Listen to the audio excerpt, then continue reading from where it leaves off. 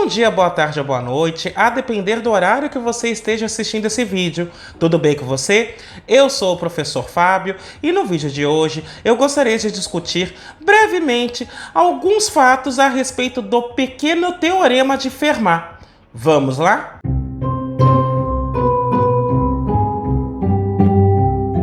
Antes de mais nada, eu vou pedir que você faça o já famoso cucocô, que é curtir, ou seja, deixa o seu like. Aproveita e faz isso agora que você já não esquece. Comenta, ou seja, utilize a área de comentários para continuar dialogando comigo, apresentando suas dúvidas ou mesmo dando sugestões de outros assuntos que você gostaria que fossem tratados neste canal. E, caso você goste desse vídeo, compartilhe com seus contatos, compartilhe com seus amigos, compartilhe com aquele seu colega que queira aprender um pouco mais de aritmética. Além disso, vou pedir para que você clique no sininho, se inscreva e ative as notificações. Desta forma, toda vez que sair um vídeo novo por aqui, você será avisado. O objetivo deste vídeo, em particular, é tratar brevemente de um importante resultado na aritmética ou teoria dos números, conhecido como pequeno teorema de Fermat. Este teorema, em particular, tem inspiração a partir da matemática chinesa. Veja, é sabido que os chineses, desde 500 a.C., conheciam um fato muito importante a respeito de números primos. Número primo, só para lembrar, é aquele número cujos divisores naturais são 1 e ele mesmo. Os chineses, desde aquela época, já sabiam que, se P é um número primo, então P é divisor de 2 elevado a P menos 2. O matemático francês Pierre de Fermat, no século XVI, generalizou este resultado chinês, dando origem ao que hoje chamamos de pequeno teorema de Fermat. Portanto, sem mais delongas, para que possamos compreender do que se trata este teorema e como ele é concebido, vamos inicialmente demonstrar um passo anterior, que é aquele que está registrado neste lema. O lema diz o seguinte: seja P um número primo. Os números binomiais P e I, onde I é um número que está entre 0 e P, são todos divisíveis por P. Eu não vou apresentar o conceito de número binomial, mas eu vou deixar no alto da tela um card para um vídeo no qual eu trabalho com este conceito. Aqui eu só vou utilizar a fórmula que define tal número. Portanto, vamos demonstrar este resultado. A demonstração deste fato começa no seguinte passo. Vamos considerar que I é igual a 1. Então, quando nós calculamos um número binomial PI, neste caso com I igual a 1, é o número binomial P1. E isso se escreve como P fatorial dividido por 1 fatorial vezes P menos 1 fatorial. O P fatorial eu posso escrever como P vezes P menos 1 fatorial dividido por 1 fatorial P menos 1 fatorial. Este P menos 1 fatorial é cancelado com este e, portanto, eu vou ter P dividido por 1 fatorial, que é 1. P dividido por 1 dá o próprio P.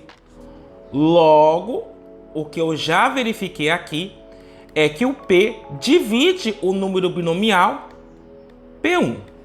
Suponha agora que o I em questão é um número que está entre 1 e P. Então, quando eu calculo o número binomial PI, isto é, P fatorial dividido por I fatorial, P menos I fatorial. O P fatorial eu posso escrevê-lo da seguinte maneira: P vezes P menos 1 E eu vou multiplicando até chegar em P menos I mais 1 vezes P menos I fatorial. Tudo isso dividido por I fatorial, que multiplica P menos I fatorial. Agora, este P menos I fatorial cancela com este. Assim, o número binomial PI, ele se torna P vezes P menos 1 até chegar em P menos I mais 1. Tudo isso dividido por I fatorial. Logo, o que eu já estou verificando aqui é que I fatorial é um divisor de P vezes P menos 1 até chegar em P menos I mais 1. Porque lembremos que o número binomial é um número inteiro. Portanto, faz sentido dizer que P vezes P menos 1 até chegar em P menos I mais 1, este produto, é divisível por I fatorial. Ainda, eu vou considerar o número D inteiro tal que o D vai ser o MDC entre I fatorial e P. Então, pela definição de MDC, o D divide P. Ou seja, eu tenho duas possibilidades para D. Ou o D vai ser 1, ou o D vai ser igual ao próprio P. Se o D for igual ao próprio P, então o que eu estou dizendo é o seguinte: o D é o MDC entre I fatorial e P. Nesse sentido, o D divide P e também divide I fatorial. Pelo fato dele dividir P, ele só pode ser 1 ou P. Se o D for igual a P, como D também divide I fatorial, eu estou dizendo que P divide I fatorial. E aqui eu tenho um absurdo. Veja, como é que eu concluo que de fato isso dá um absurdo? Vou fazer um quadrinho aqui só para explicar essa ideia. Perceba que o I fatorial é da forma I vezes I menos 1 vezes I menos 2 até chegar em 2 e em 1. Perceba ainda que o I é um número menor do que P. Então, I é menor do que P, I menos 1 é menor do que P, e assim por diante até chegar ao último elemento desse produtório, que é 1. Como P é um número primo, se eu parto do pressuposto que P divide I fatorial, então P tem que dividir pelo menos um dos fatores deste produto.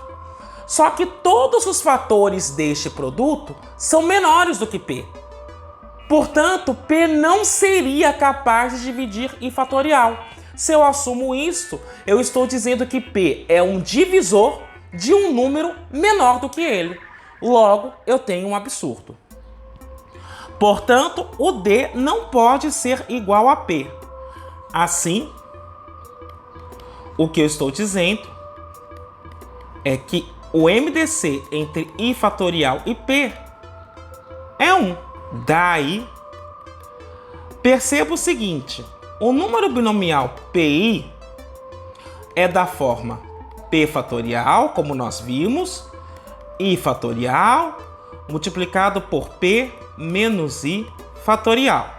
E, ao abrirmos esse fatorial, nós concluímos que este número virava P vezes P menos 1 até chegar no P menos I mais 1 dividido por I fatorial. Como o MDC entre I fatorial e P é 1, significa que o P não é divisível por I fatorial. Então, isso me permite escrever este número da seguinte forma.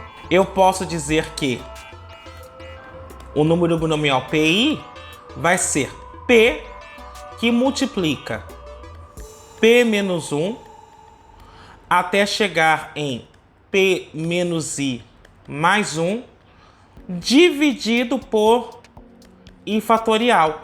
Como I fatorial não divide P, ele divide o restante do produto. Logo, eu estou dizendo que o número PI é P vezes um número inteiro. Ou seja, o que eu estou dizendo na realidade é que P divide o número binomial PI. E isto encerra esta demonstração.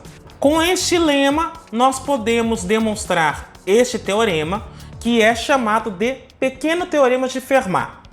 O pequeno teorema de Fermat diz o seguinte: dado o número primo P, temos que P divide A elevado a P menos A para todo A inteiro. Perceba que este teorema é uma generalização do resultado conhecido dos chineses. Porque, veja, no caso em que A é igual a 2, eu tenho exatamente o resultado chinês. Portanto, eu estou ampliando aquela ideia com este teorema. E como é que nós demonstramos isso? A demonstração se inicia a partir do seguinte fato. Se eu pego um número A inteiro, então, quando eu calculo A ao quadrado menos A, isso pode ser escrito por A vezes A menos 1. Agora perceba o seguinte: se o número A for divisível por 2, ou seja, se ele for par, eu posso dizer que A ao quadrado menos A também é par. Por outro lado, se o A for um número ímpar, o antecessor dele é par. E, portanto, novamente, A ao quadrado menos A também seria par. Portanto, o que eu estou concluindo é que, independentemente do número A que eu tome, A ao quadrado menos A é par. Isso significa dizer que o 2 divide A ao quadrado menos A. Ou seja, o resultado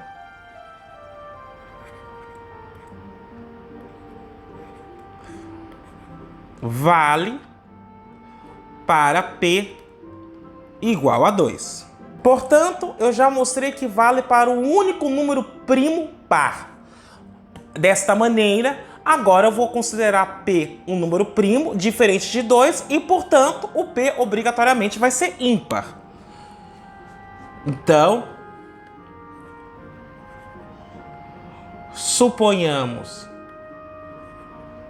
agora que P é ímpar. Nesse caso, é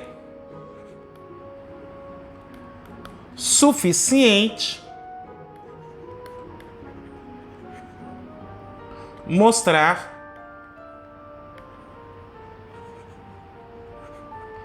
o resultado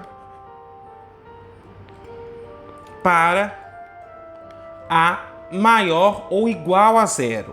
Por que que eu posso afirmar isso? Então deixe-me fazer um quadrinho aqui. Se o A for negativo, então eu sei que menos A é positivo.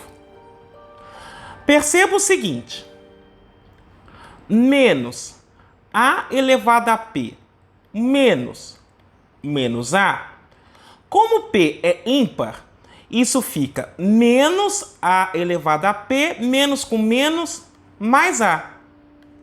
E, portanto, eu teria menos A elevado a P menos A, colocando esse menos em evidência. Então, perceba o seguinte: dado o número A negativo, eu vou verificar se o resultado vale para o oposto dele, que é positivo. Perceba que, se P dividir essa expressão, automaticamente P, por ser primo, divide esta. Portanto, eu não preciso me preocupar com os números negativos. Basta compreender se o resultado vale para os números positivos e zero. Assim, voltando aqui, demonstraremos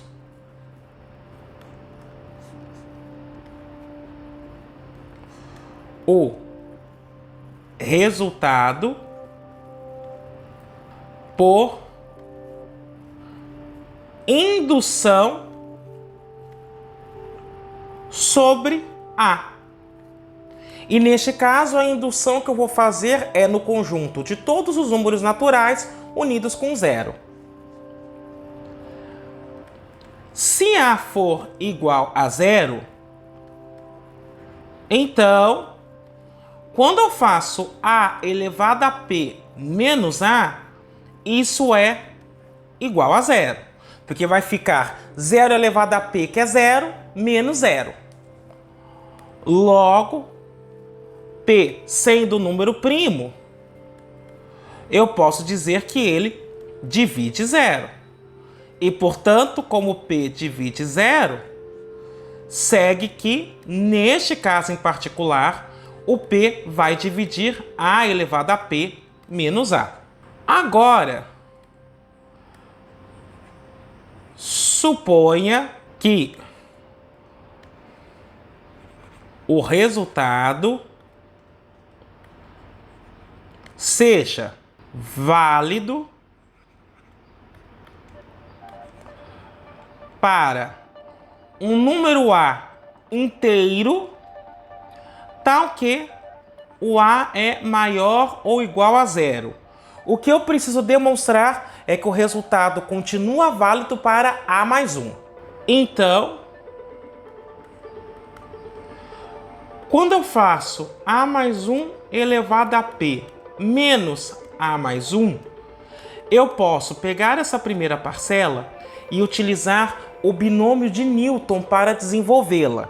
E isso se torna um número binomial P0 vezes A elevado a P vezes 1 elevado a zero, mais um número binomial P1 vezes A elevado a P menos 1 vezes 1 elevado a 1, mais um número binomial P2 vezes A elevado a P menos 2 vezes 1 ao quadrado.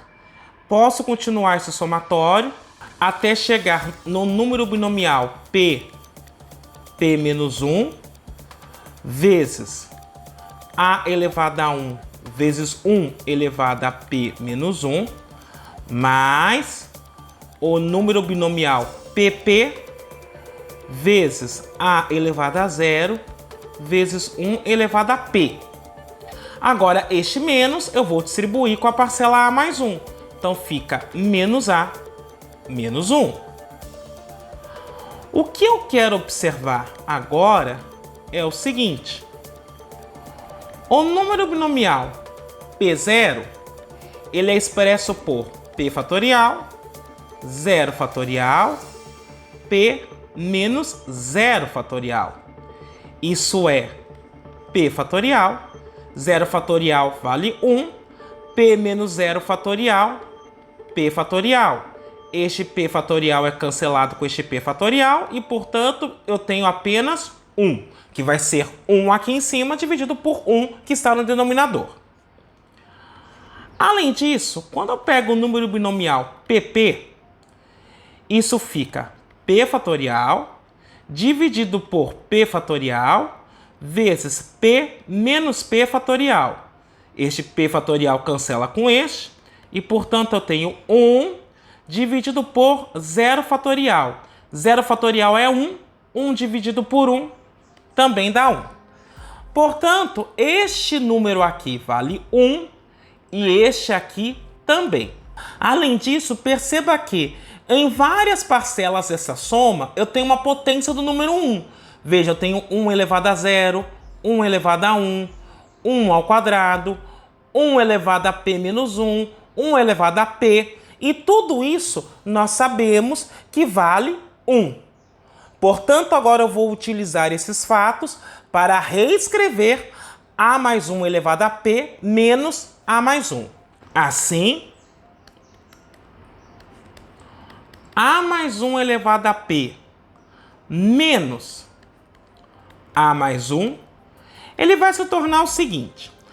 O primeiro elemento que apareceria nesta soma é o número binomial P0, que vale 1, vezes A elevado a P, vezes 1, mais o número binomial P1, vezes A elevado a P menos 1, vezes 1, então já não vou colocar, mais o número binomial P2, vezes A elevado a P menos 2, vezes 1 ao quadrado, que é 1. Mais, aqui eu teria o número binomial P menos 1, vezes A, vezes 1, então já não estou colocando, mais, agora eu teria o número PP, que vale 1, vezes 1. Portanto, isso daria apenas 1. Menos A menos 1. Este 1 cancela com este e, portanto, nós concluímos o seguinte, que A mais 1 elevado a P menos A mais 1, na realidade, isso se torna, reescrevendo a soma, A elevado a P menos A, mais o número binomial P1 vezes A elevado a P menos 1, mais o número binomial P2 vezes A elevado a P menos 2, mais até chegar no número binomial P menos 1, vezes A. Agora, o lema que nós acabamos de demonstrar diz o seguinte, P divide este número, P também divide este número e vai dividir todos os números binomiais que aparecem nessa soma até chegar neste último. Ainda, a hipótese de indução diz que o resultado vale para A. Portanto, P também divide A elevado a P menos A. Logo, P divide esse somatório inteiro, ou seja, P divide A mais 1 elevado a P menos A mais 1. Vamos só registrar isso. Do lema 1 e da hipótese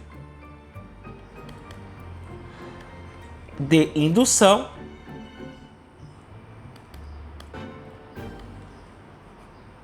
segue que P é um divisor de A mais 1 elevado a P menos A mais 1.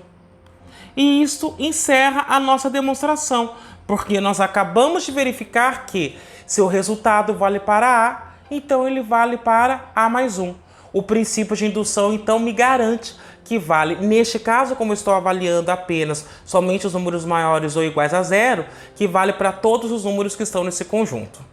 Com base neste pequeno teorema, vamos analisar este exemplo 1 e mostrar este resultado. Dado um número qualquer n natural, eu vou mostrar que n a nona e n, quando escritos na base 10, têm o mesmo algarismo de unidade. Para mostrarmos isso, inicialmente, eu vou observar o seguinte. Quando eu falo que n a nona e n tem o mesmo algarismo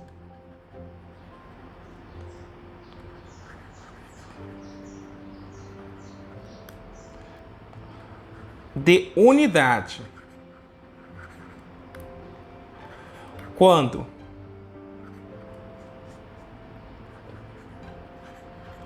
escritos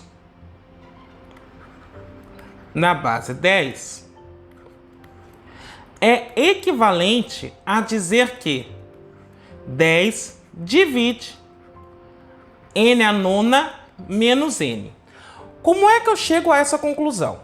Perceba, se n a nona e n têm o mesmo algarismo da unidade, então significa que eles terminam no mesmo algarismo A. A hora que eu faço a diferença entre esses dois números, na casa da unidade, eu vou ter feito A menos A, que dá 0.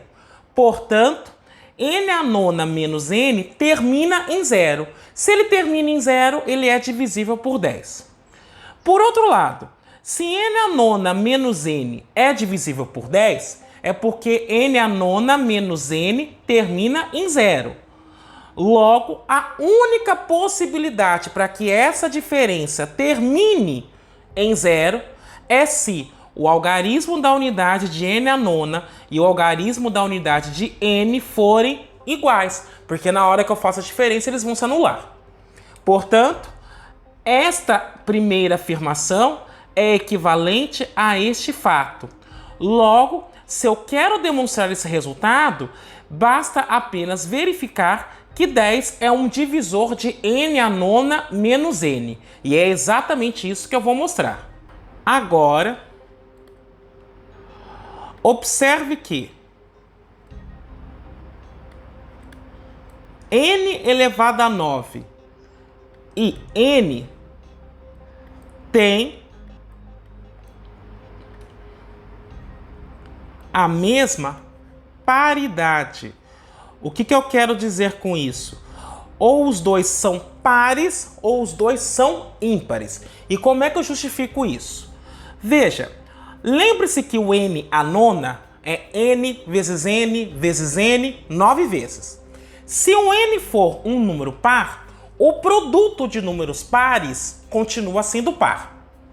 Por outro lado, se n for um número ímpar, o produto de números ímpares continua sendo ímpar. É isso que me garante que n à nona e n têm a mesma paridade. Logo, o que eu estou concluindo é que n à nona menos n é um número par. Porque veja, se n é par, n à nona também é. A diferença entre dois números pares continua sendo par. Por outro lado, se n é ímpar, n à nona também é. A diferença entre dois números ímpares é sempre um número par. Portanto, de qualquer forma, n elevado a 9 menos n é par. Ou seja, o que eu verifiquei é que 2 divide n elevado a 9 menos n. Por outro lado,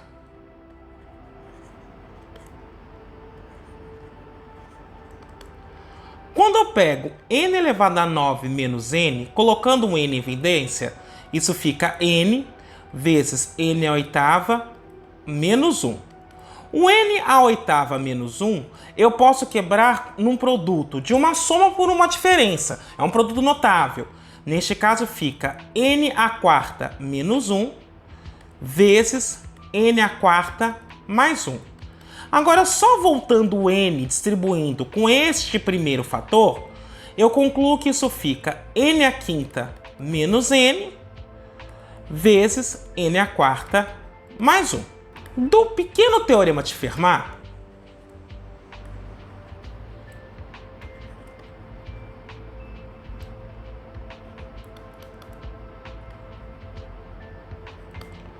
o que eu tenho é que 5, que é um número primo, divide n elevado a 5 menos n. Assim, se 5 divide n elevado a 5 menos n, o 5 então divide n elevado a 9 menos n, já que n elevado a 9 menos n é n elevado a quinta menos n vezes um outro número inteiro. Portanto, o que eu concluí é que 2 e 5 são fatores primos de n elevado a 9 menos n. Assim, como 2 e 5 são fatores primos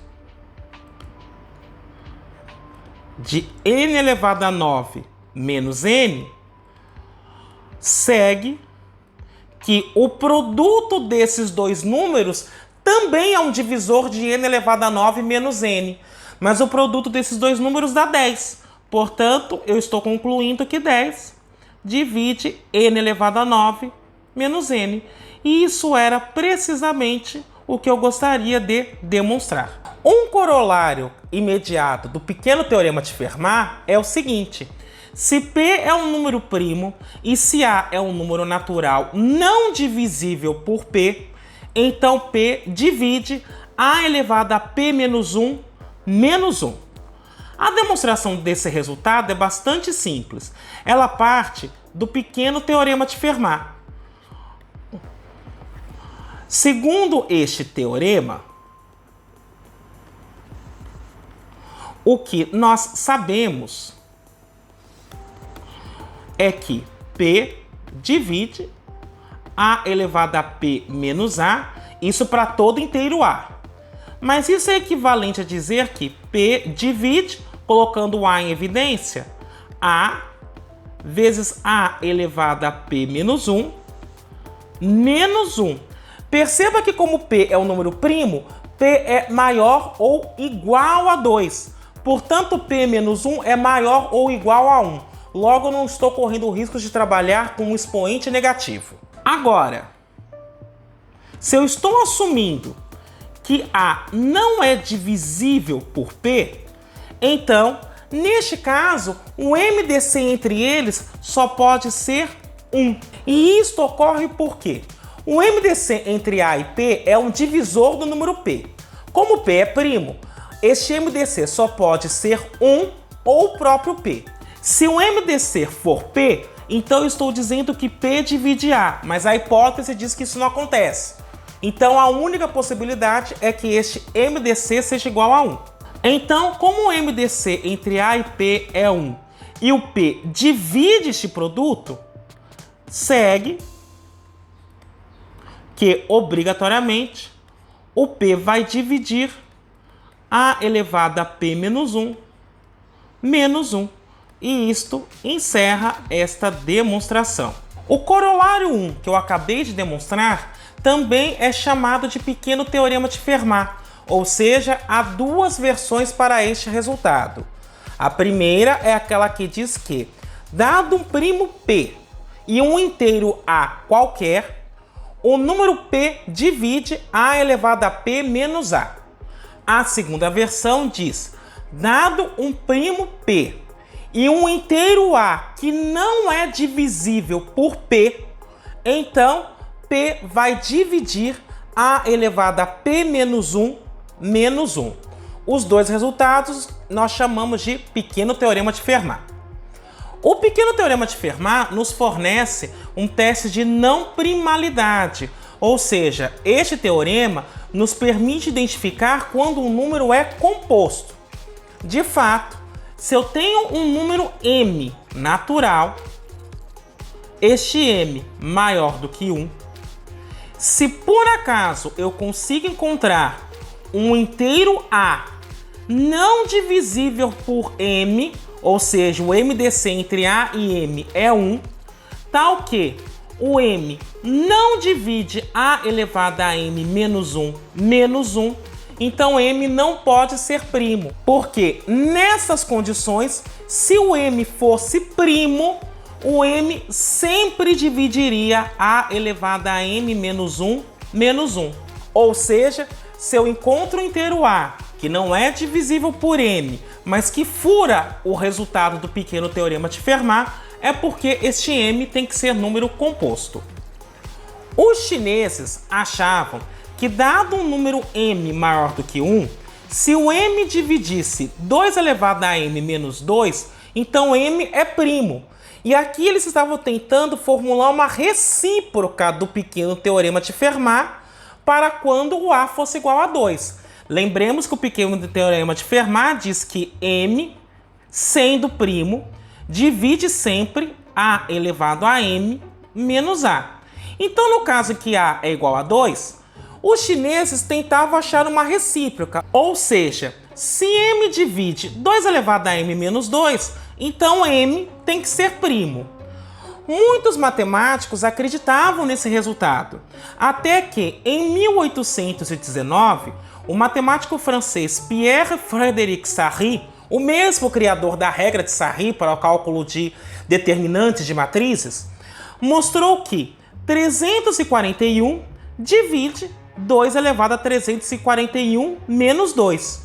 O problema é que 341 não é um número primo. Portanto, uma recíproca para o teorema de Fermat, no caso em que A é igual a 2, não é possível. Você já tem um contra-exemplo. E se não é possível para A igual a 2, a partir dali os matemáticos deixaram de tentar procurar uma recíproca, já que para o caso A igual a 2 já não seria verdade. Uma pergunta que pode surgir é se vale a recíproca mais restritiva do pequeno teorema de Fermat, ou seja, a recíproca da segunda versão do pequeno teorema de Fermat. E como é que seria essa recíproca? Eu teria uma recíproca se, dado um número natural m maior do que 1, tal que m dividisse a elevado a n menos 1 menos 1 para todo A inteiro não divisível por m, ou seja, se essa condição vale toda vez que o MDC entre A e M fosse igual a 1, se isso acarretasse no fato de que M é primo. Se eu conseguir mostrar isso, então eu teria mostrado uma recíproca para a segunda versão do pequeno teorema de Fermat. A grande dúvida é se isso era possível. Então vamos analisar mais um exemplo só para verificar esse tipo de situação. Então o que eu vou mostrar? É que se o MDC entre A e 561 é igual a 1, então 561 divide A elevado a 560 menos 1. A primeira coisa que eu quero observar é o seguinte: o 561 não é um número primo, é um número composto. Na realidade, 561 é o produto de 3 por 11 e depois por 17. Ou seja, quando eu decomponho 561 em fatores primos, eu vou encontrar 3 vezes 11 vezes 17. Assim, se o MDC entre A e 561 é igual a 1, então eu posso dizer que o MDC entre A e 3, entre A e 11 e entre A e 17, tudo isso é igual a 1. Por que eu posso fazer esse tipo de afirmação? Veja, o 3 é um número primo. Se o MDC entre A e 3 não é 1, então este MDC aqui em particular valeria 3. Portanto, 3 dividiria A. Como 3 também divide 561, então o MDC entre A e 561 deveria ser no mínimo 3, neste caso. E aí contradiz o fato de que esse MDC é 1. Por outro lado, se o MDC entre A e 11 desse diferente de 1, então este MDC seria 11, já que 11 é primo. Logo, 11 dividiria A. Mas aí, como 11 também divide 561, este MDC entre A e 561 deveria ser no mínimo 11. O que contradiz o fato que eu estou assumindo na hipótese que o MDC é 1. E por fim, se o MDC entre A e 17 fosse diferente de 1, como 17 é primo, o MDC então teria que ser 17. Logo, 17 dividiria A. Mas como 17 divide 561, neste caso, o MDC entre A e 561 seria, no mínimo, 17, o que contradiz novamente o fato da hipótese assumir que o MDC entre A e 561 é igual a 1. Portanto, esses 3 MDCs têm que ser obrigatoriamente iguais a 1. Agora, se o MDC entre A e 3 é igual a 1, então o MDC entre qualquer potência de A e 3 continua sendo igual a 1. Por exemplo, A elevado a 280. Além disso, se o MDC entre A e 11 é igual a 1, então o MDC de qualquer potência de A com 11 também precisa ser igual a 1. Em particular, o MDC entre A elevado a 56 e 11. E por fim, o MDC entre A e 17 é igual a 1. Então o MDC de qualquer potência de A, e aqui só para fazer um reparo, quando eu estou falando qualquer potência de A, para deixar bem claro que eu estou entendendo por isso, é potências com expoentes positivos. Então, as potências com expoentes positivos de A e o 17, quando eu calculo o MDC, este MDC também precisa ser igual a 1. Em particular, eu vou pegar A elevado a 35. Então, tudo isso, quando eu calculo esses 3 MDCs, isso vai dar 1. Bem, do pequeno teorema de Fermat,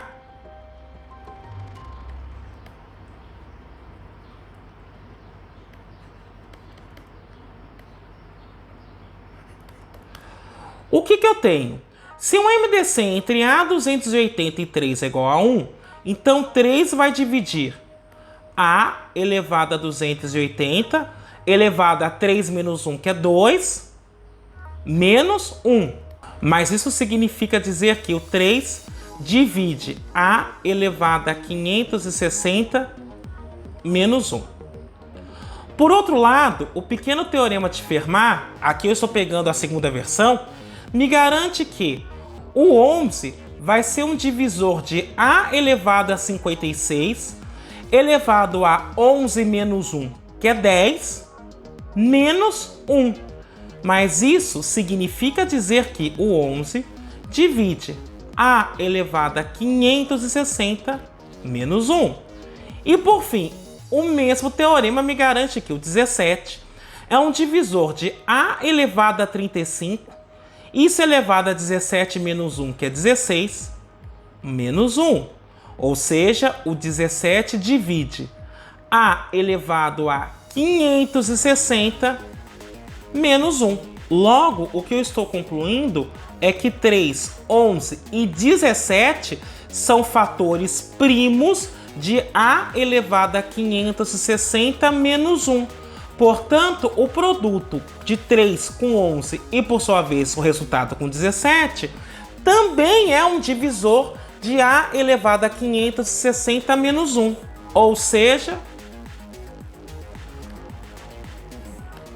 o que eu posso dizer é que 561 divide A elevado a 560 menos 1.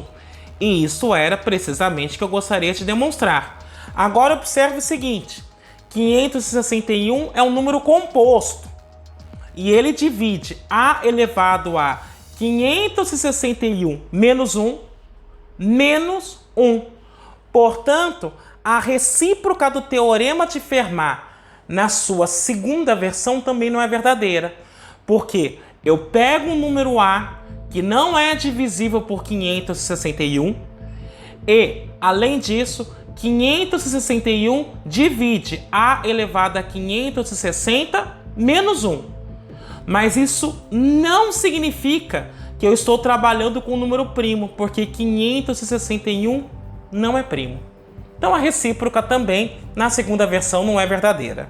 No exemplo 3, eu vou mostrar que 47 divide 1 e apenas um dos seguintes números.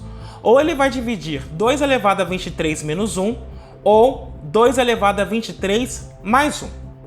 A demonstração desse resultado segue do pequeno teorema de Fermat. Então, do pequeno teorema de Fermat, o que eu tenho aqui, 47 divide 2 elevado a 46 menos 1. Ou seja, 47 vai dividir essa parcela, que pode ser expressa como um produto, utilizando o produto da soma pela diferença. Ou seja, 2 elevado a 23 menos 1 vezes 2 elevado a 23 mais 1. Agora, quando eu calculo o MDC entre 2 elevado a 23 menos 1 e 2 elevado a 23 mais 1, perceba que isso é a mesma coisa que calcular o MDC entre 2 elevado a 23 menos 1. E no caso do 2 elevado a 23 mais 1, eu posso escrever como 2 elevado a 23 menos 1 mais 2. Portanto, se ele tiver um máximo divisor comum entre esses dois valores, ele vai dividir 2 elevado a 23 menos 1, que é exatamente essa parcela que está aqui, mas também ele precisa dividir 2. Portanto, o MDC entre esses dois valores é o mesmo que o MDC entre 2 elevado a 23 menos 1 e 2. E aqui eu quero observar o seguinte.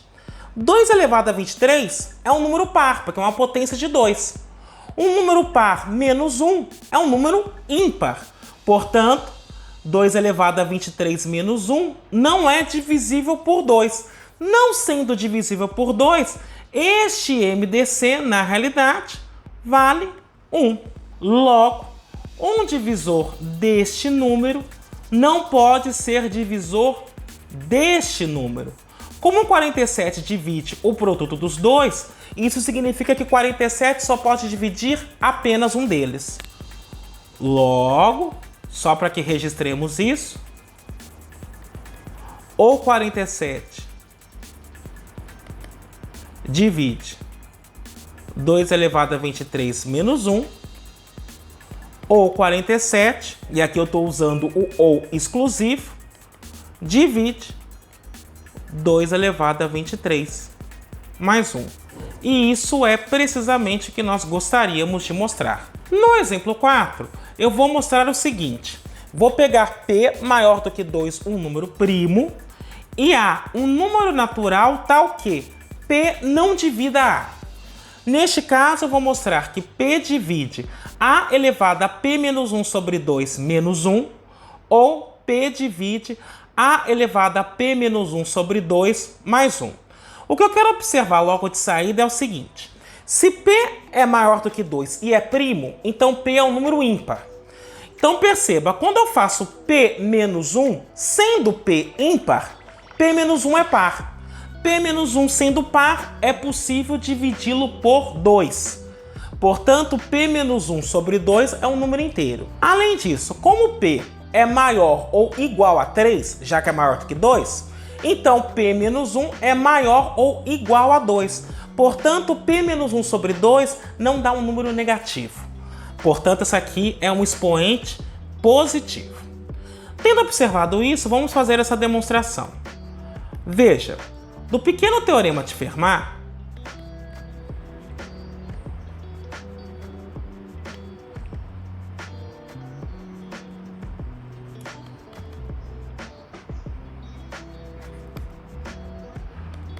o que eu tenho é que o P divide A elevado a P menos 1 menos 1, uma vez que o A não é divisível por P.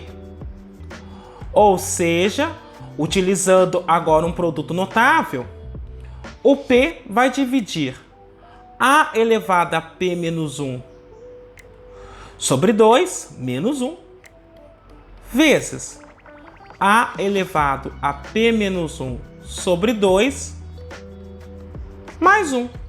Logo, como ele divide aquele produto, significa que o P divide pelo menos um daqueles fatores. Ou seja, ou o P divide A elevado a P menos 1 sobre 2 menos 1, ou o P divide A elevado a P menos 1 sobre 2 mais 1. E isto é precisamente o que eu gostaria de demonstrar. Perceba que no último exemplo, nós chegamos a duas condições de divisibilidade sobre P. Identificar qual delas ocorre, ou seja, se o P divide A elevado a P menos 1 sobre 2 menos 1, ou se o P divide A elevado a P menos 1 sobre 2 mais 1, é um problema difícil, mas que pode ser solucionado. Eu não vou mostrar a solução aqui neste momento para não fugir do escopo deste vídeo, mas eu gostaria de deixar isso registrado. Você consegue identificar qual daqueles fatores o P divide, mas isso é um problema relativamente difícil de ser resolvido. Para finalizar nossa conversa, eu gostaria de trazer alguns elementos históricos a respeito daquilo que nós chamamos de renascimento da aritmética. Caso você tenha uma curiosidade a respeito da história da matemática como um todo, eu vou deixar aqui no alto da tela um card para uma playlist no qual tem uma série de vídeos que mostram o desenvolvimento histórico da matemática desde os seus primórdios até o tempo presente. Aqui neste momento eu só quero fazer um breve recorte que é concernente ao ressurgimento da aritmética. Veja, o Renascimento é um movimento ocorrido entre os séculos 13 e 14 na Europa, acarretou uma revolução nas artes, na ciência e nos costumes. Este movimento afetou a matemática de maneira tardia. Embora ele já estivesse ocorrendo há muito tempo, foi somente em 1575 que o matemático alemão Regiomontano traduziu para o latim o livro Aritmética, escrito por Diofanto, que era um matemático grego. Em 1621, ou seja, só no século 17, então perceba como a mudança foi tardia mesmo, o matemático francês Bachet de Mézeriac publicou uma edição francesa dessa tradução, que se tornaria a protagonista de uma das histórias mais conhecidas da matemática. Nesta época em particular, ou seja, somente no século XVII, ocorre o renascimento da aritmética, renascimento na acepção de Platão, na acepção platônica. Em outras palavras, o ressurgimento do interesse no estudo da aritmética e a produção, o descobrimento de novos teoremas. E isso acontece por causa do matemático francês Pierre de Fermat, que viveu entre 1601 e 1665. À época, era muito comum os matemáticos não mostrarem as provas de seus resultados. O que acontecia era o seguinte: os matemáticos escreviam cartas uns para os outros. Na realidade, isso acontecia com os cientistas de modo geral. Eles escreviam cartas uns para os outros. E aí, quando o matemático descobria o resultado, ele escrevia uma carta para um outro cientista dizendo: descobri a demonstração deste resultado, mas eu estou desafiando você a resolver isso. Isso era muito comum. Os resultados de Fermat, em particular, eles foram divulgados por meio de sua correspondência, principalmente com o padre matemático francês Marin Mersenne, que viveu entre 1588 e 1648.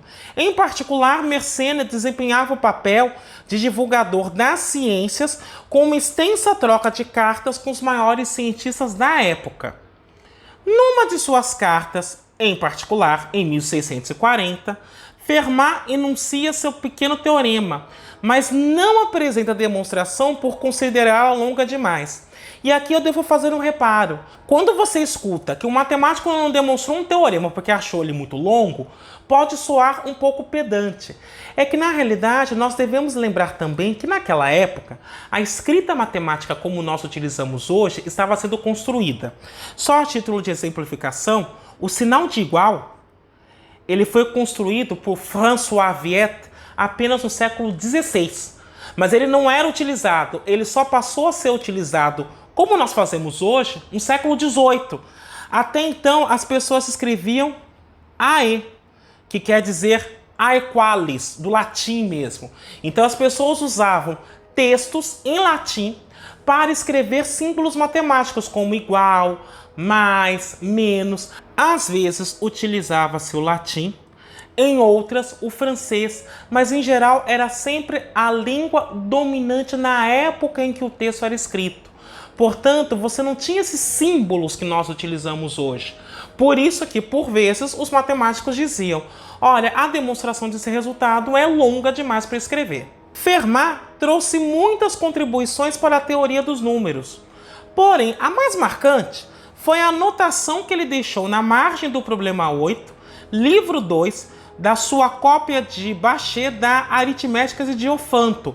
Por isso que a gente diz que a tradução francesa de Aritméticas de Diofanto é protagonista de uma das histórias mais importantes.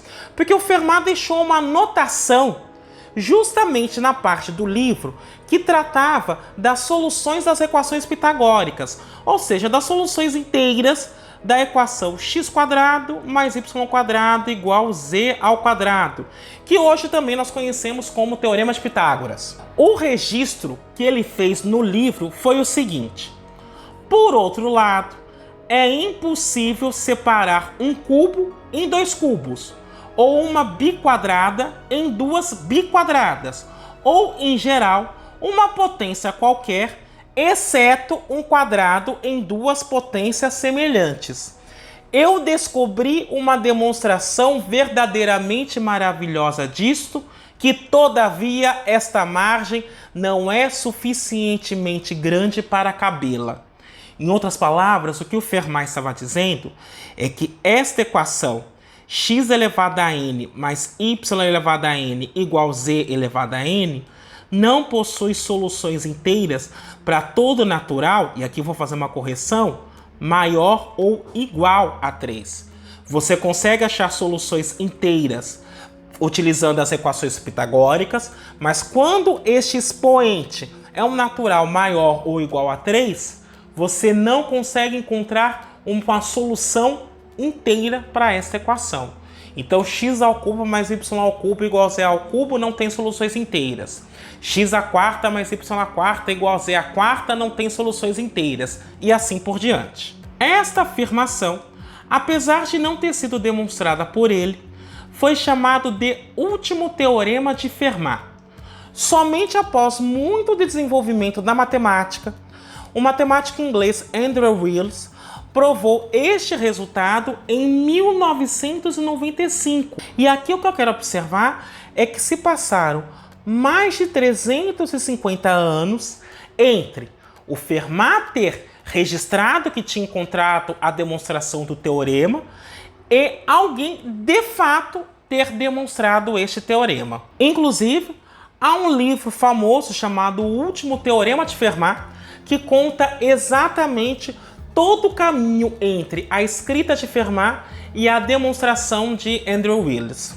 Um outro problema, cuja solução era procurada pelos matemáticos há muito tempo, residia na determinação de fórmulas geradoras de números primos. Fermat morreu convicto de que a expressão 2 elevado a 2 elevado a n mais 1, isso para todo número natural ou zero, sempre gerava um número primo, embora não tivesse demonstrado isso.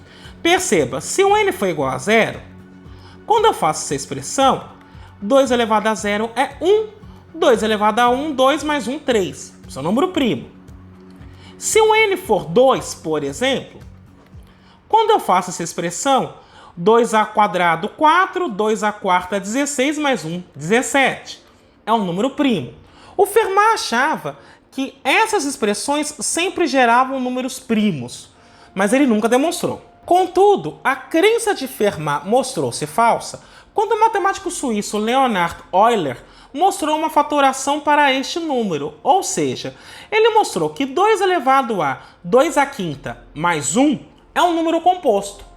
Euler foi o matemático mais importante do século XVIII e demonstrou todos os resultados de Fermat, à exceção do último teorema, muito embora ele tenha mostrado que esta equação não possui soluções inteiras e que também esta equação não possui soluções inteiras. Mas ele não conseguiu demonstrar a generalização disso. Bem, era isso que eu gostaria de discutir com você hoje. Espero que tenha sido bastante proveitoso. Eu me despeço por aqui. Até a próxima!